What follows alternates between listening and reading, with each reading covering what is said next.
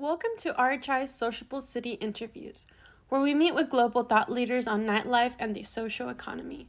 Today we are here with Carolina Duran, former Secretary of Economic Development with the city of Bogota.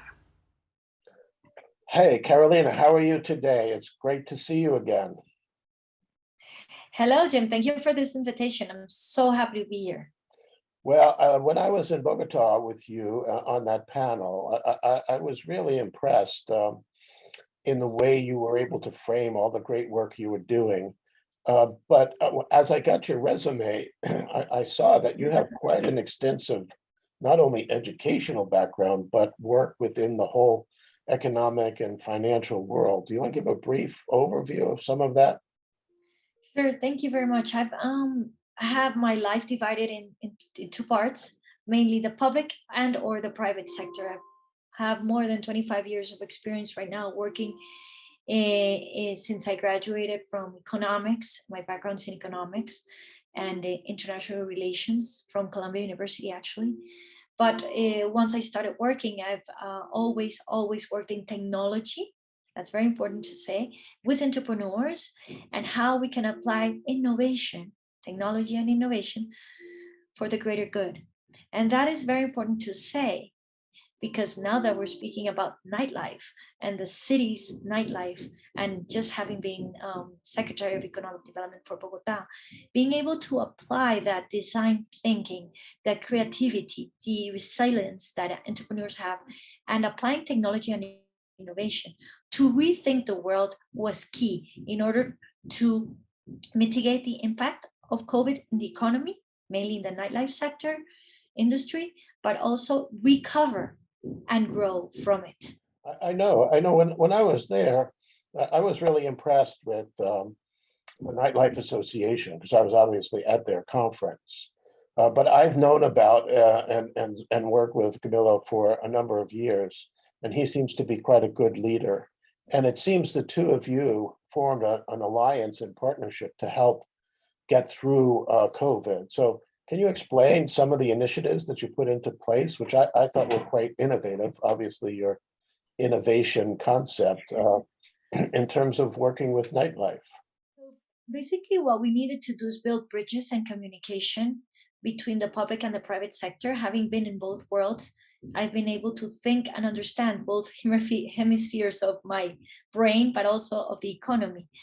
And knowing that we did not know anything when this COVID process started in the city, we reached out. We reached out to the entrepreneurs and to the business people who knew what they were going through. You can intuitively think what might be happening in their businesses and in their heads, but especially we needed to know what they were thinking, how they could solve it. So we reached out to Camilo and to the Association of Bars in Bogota, to the Association of Restaurants, and to all those sectors that were the first to close and had been the last to open. And we worked with them throughout the whole 2 years of COVID now that we've been, as a humanity facing. And we worked with them weekly, on a weekly basis. We had a meeting every week with topics that went from the the closing, the hours of closing, the reopening, the employment, the taxes, the everything, even inflation. And we just discussed every topic, not only economy or health. We just discussed the topics that mattered to them, and we decided to set a path or a route. So, Jim, basically, this Bogota has 80 productive sectors, 80, and we divided them in four groups. Those who never closed, that were always open, like food, health, mobility, technology. Then you had those who closed but worked remotely, right? And they had to do transformation of their productive processes in order to work remotely. Then there was those who closed but opened on certain times of the day. We rearranged the day so we could actually be productive 24 hours a day, and we didn't have peaks of people in the city in certain spaces of the city at the same time. We just wanted to kind of narrow that those peaks and those valleys. And then there was the ones who actually were the first to close, the last to open, because they were the ones who had a proximity to their client by the nature of their businesses, like hotels, like restaurants. A lot of the nightlife was between group 3 and 4. And if you think about those groups 3 and 4, those are about 2 million people who were employed in Colombia, in Bogota, mainly Bogota, and its region accounts for the 42% of the GDP of Colombia. So it's very important to look into those group 3 and group 4 of productive sectors. Were about 30 productive sectors if you count them by we call it SU, which are like a code that indicates what sector they belong to. But most importantly, there were 2 million people employed there, and 80% of those 2 million people were women and young people. So, the social impact that having these sectors closed were so high. It wasn't only about what we all know, the nightlife is something that brings productive and happiness and promotes wellness in a city and a cosmopolitan city like Bogota, but also it had a social impact because there are people who were actually studying and working at night, or women, who were taking care of their kids and then had over the weekends the opportunity to bring income home. So we really need to work with them. And with Camilo, with Asoares, they understood that their time to reopen wasn't there yet, but they were always with us at the table, thinking with us solutions meanwhile. So creative solutions of any sort, but we all kind of, like in entrepreneurship, we pivoted it and we tried it, and we had hypotheses and we went it to the market and they tried it, and we worked with hardcore stuff like taxes, for example, or subsidies for employment, or looking into giving them cash flow through kind of subsidized loans. Everything, we were looking into that, but we also were trying new things. So, for example, opening at non-conventional hours, or converting the bars into restaurants as well, so they can attend in the morning and maybe have another population that will bring in the income they didn't have. And then we did something very creative, which was not just not something that other cities have not seen in the world, but we had not seen it in Bogota, which was open at the open air. Bogota is a cold city, but it also has, during the day, as you maybe experienced it, a lot of sun, and it could be warm during the day. So we took 100 streets, and we closed those streets, and we opened it like a festival for people to come in the open air. So that gave the businessmen, businesswomen, a little bit of cash flow, but it also gave them esperanza. It gave them something to think forward to. It gave them hope because they were able to open again their businesses. So that whole idea of the open air outdoor dining was not part of the Bogota economy. It was not as much as it has become. No, it was not allowed. Actually, it was illegal to be at the open air dining. It wasn't possible. So we needed a pandemic in order to change that. And we did it. And we closed the streets. So we actually had to, redirect traffic. But Camilo and Asoares helped us a lot to rethink as well the offer, because you can not only have, the idea was not to have only party and alcoholic beverages, which bring the margin to this industry on the streets, which was also illegal to drink in the streets. You had to think all this through. So they needed to transform their businesses into also food industry. And then we had all these cultural activities and formats that concerts, for example, they were going broke. So we had to also help them go through these different streets, kind of like an open air scenario for them. And we had small format of cultural activities, let's say a couple of tango people dancing, a couple of, I don't know, of bossa nova singers, and they were also on the streets, kind of itinerary around them. And that was Asoares who created that experience for us.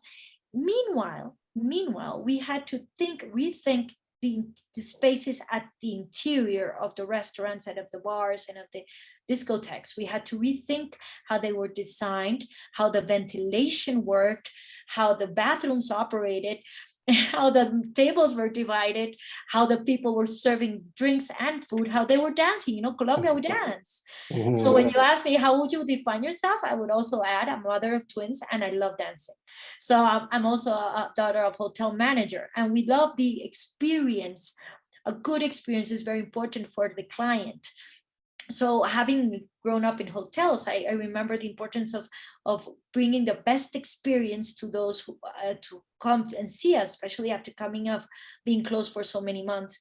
And Camilo designed with Asobares the planimetria, it's said in Spanish, but how the bars and the discotheques should look inside in order to regulate with that and make it possible for people to come back and use them. So that plus like technology, apply technology, what I like and what I know how to do. And so you needed the code, QR codes, so contactless economy in a city where only when we started pandemic, only 10% of the industries used that sort of technology in their business models. Getting your technology integrated into that whole social experience, which then in turn can be good for generating marketing information for where people are coming from and how much they're spending and other types of things.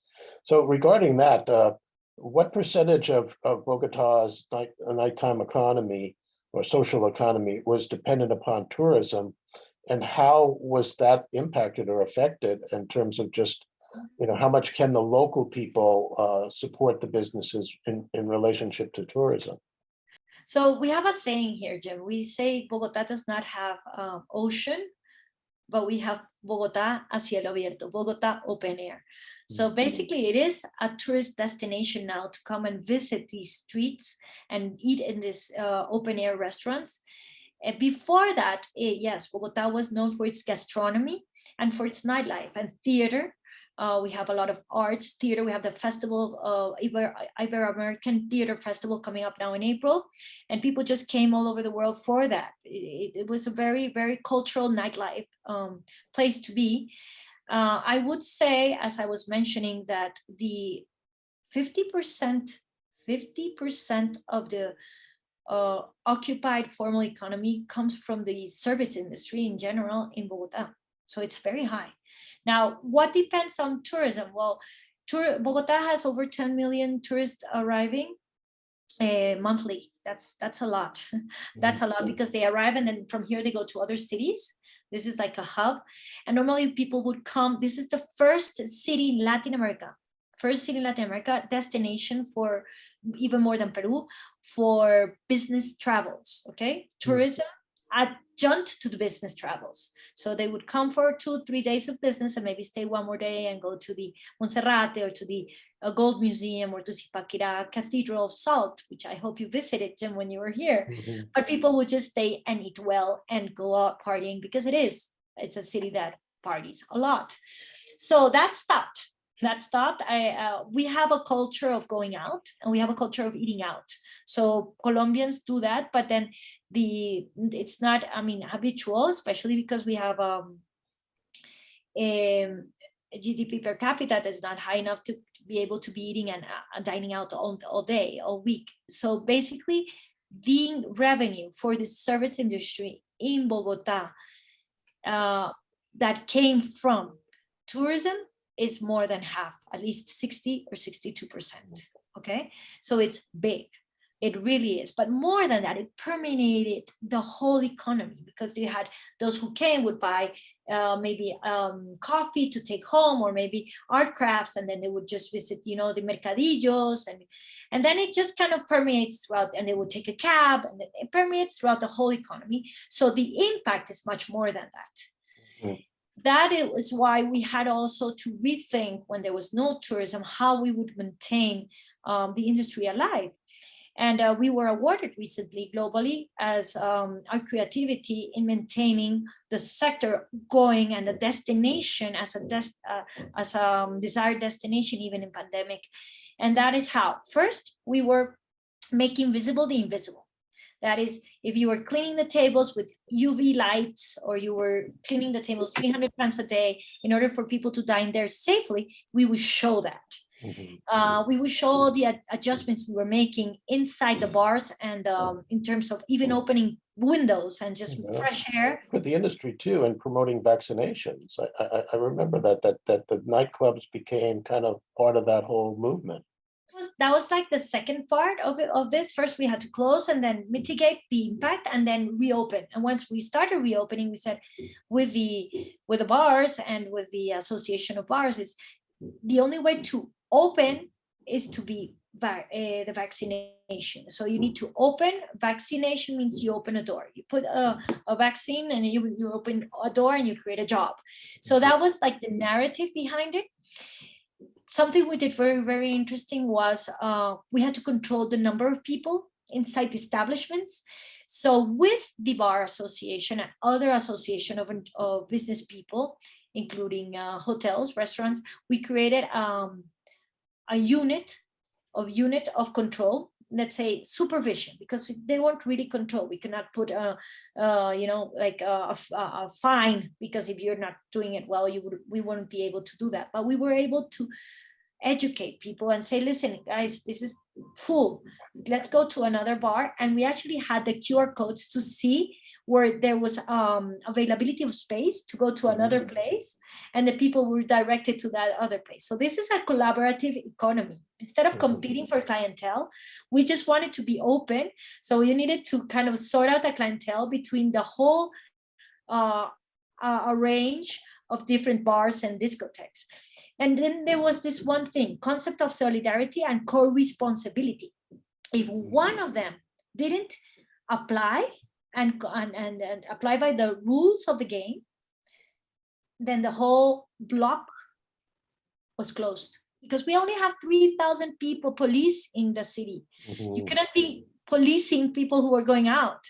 So, the police needs to do their job. We need to stick to what we're doing, our business. So you want to keep your business open, you need to comply, and help the others do it as so. So it was a very collaborative, and also it's kind of a system that we oversee what was going on with the next person, because COVID doesn't stay with you here, with your bar full. It travels. So we're getting close to the end here, but I wanted to cover two important points. I think one thing I noticed with my presentation when I was there, and the panelists, that like you, there seems to be a number of very strong women in senior positions within the government. And I think also your way you framed the impact in terms of the workers and the workforce as being principally women is really a sensitivity, I think, that falls outside of what some might see as economic development strategy. So I thought that's really quite insightful, the way you presented that, and it clearly shows, just as a bias I have, I think women have a greater capacity for collaboration and collaborative problem solving. And it seemed to be reflective in your personality and the way you approached it. But my final kind of point is, where do you see Bogota? How were these changes that were implemented through a crisis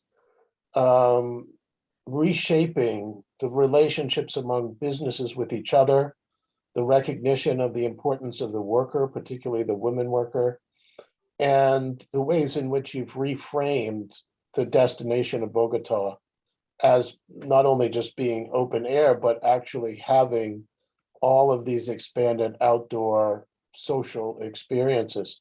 How much of this is going to rebrand the city, and how will it change? How will you change your kind of marketing of the city over the next 18 months?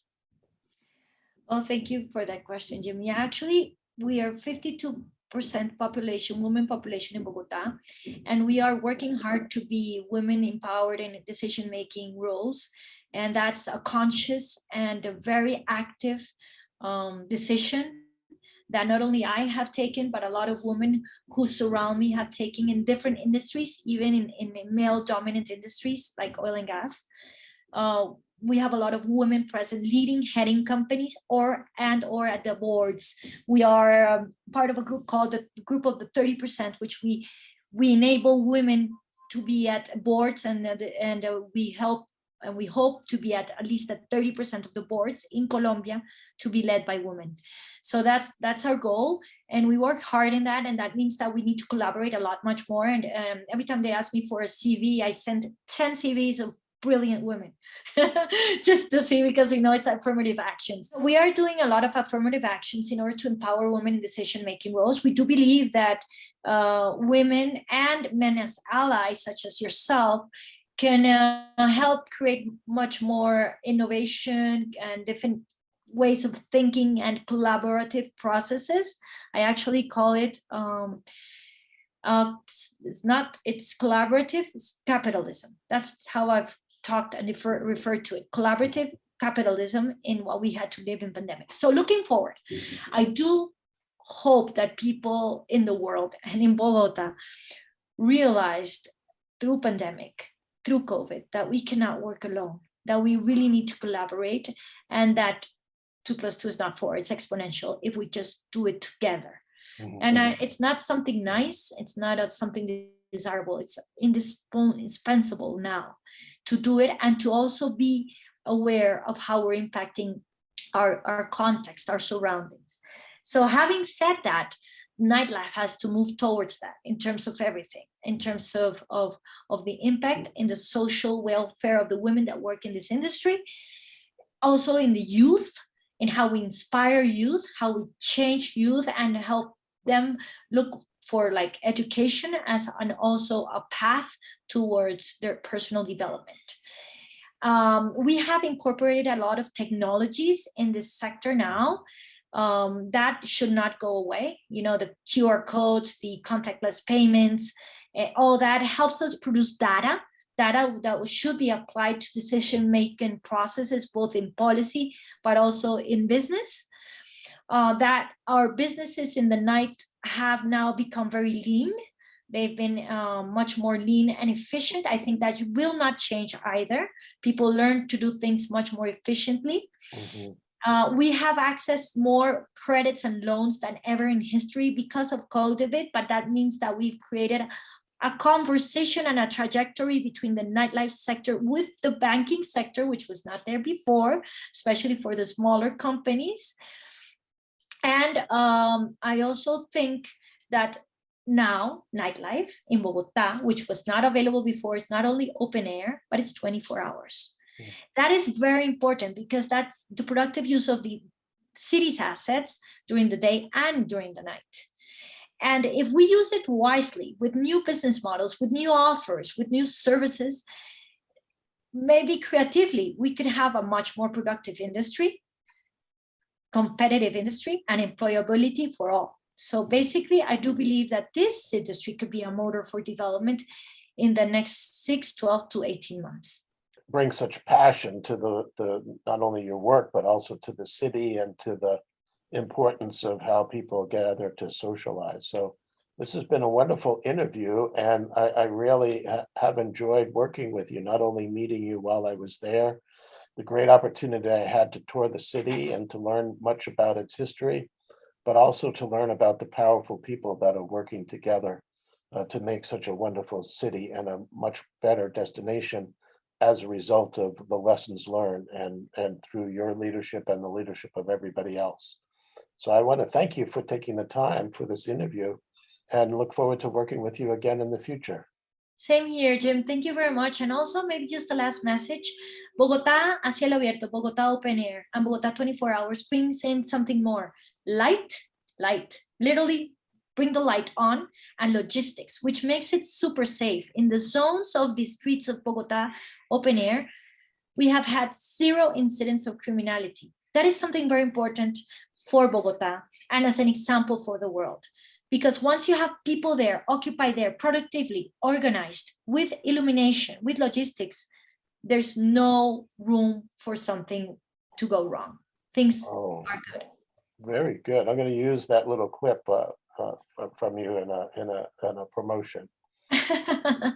Well, thank Thank you you. very much, Thank Jeff. you again. It's Thank been you. Wade, and we'll just talk on the other side. Yes. Bye-bye. Bye bye.